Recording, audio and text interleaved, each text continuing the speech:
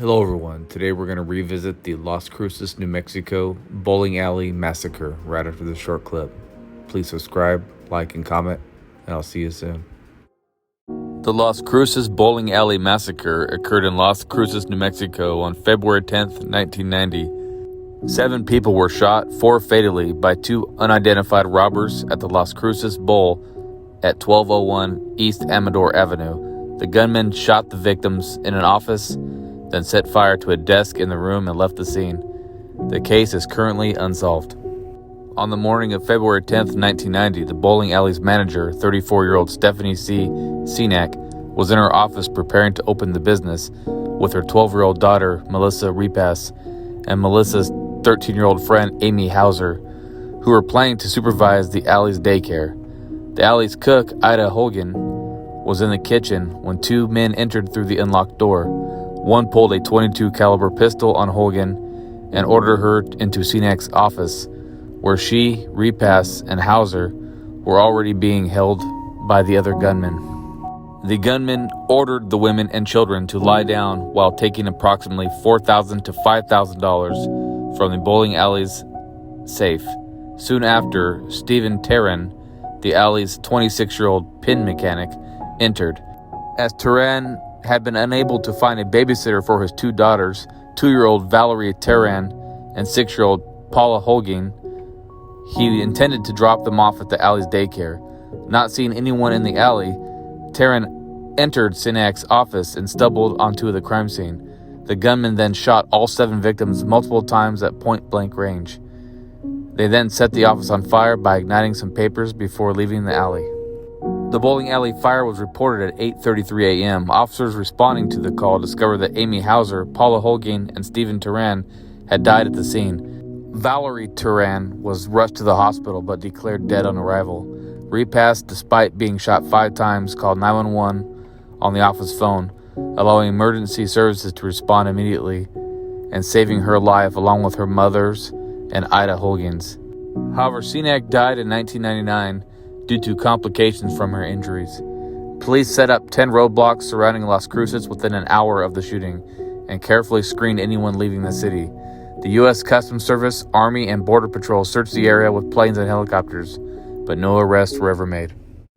Okay, here we are at the site of the Las Cruces Bowling Alley Massacre that took place back in 1990, well over 30 years ago. It looks like the business is currently closed, but it had changed its name to 10 Pin Alley at some point. So 30 years ago, this parking lot was filled with emergency vehicles and detectives and fire personnel.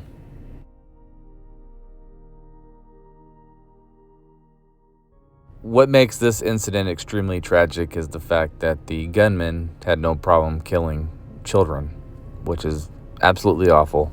There's no excuse for that. And the fact this case remains unsolved all these years later is absolutely horrible. But this building still stands. It's a grim reminder of what happened back then. I'm sure people still think about it when they pass it. Can't stop thinking about the 2 little girls that were murdered and what their mother must have gone through for the next 30 years. It's unimaginable. And the same goes for the families of the other victims, too. It's just awful. Recently read an article about the surviving members of Stephen Terran's family. And they were saying how they wanted to focus on how he lived rather than how he died, and remember the funny things he did. It's always good to stay positive. It always helps.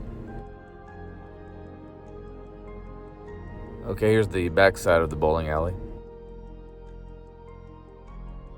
As you can see.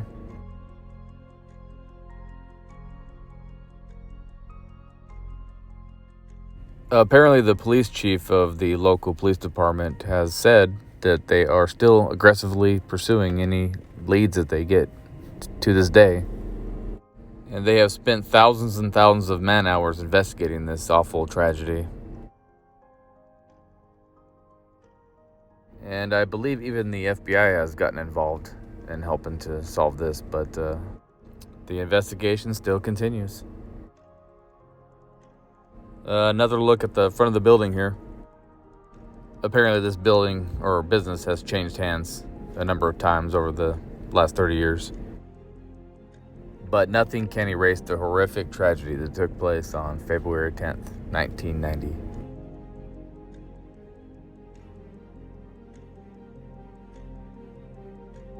We are on the other side of the building now, walking backwards into the parking lot here.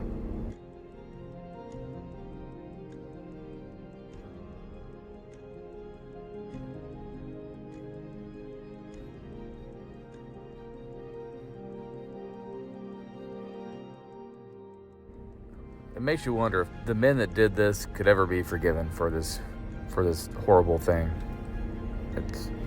It's tragic. This is a newer sign. It's replaced the old one.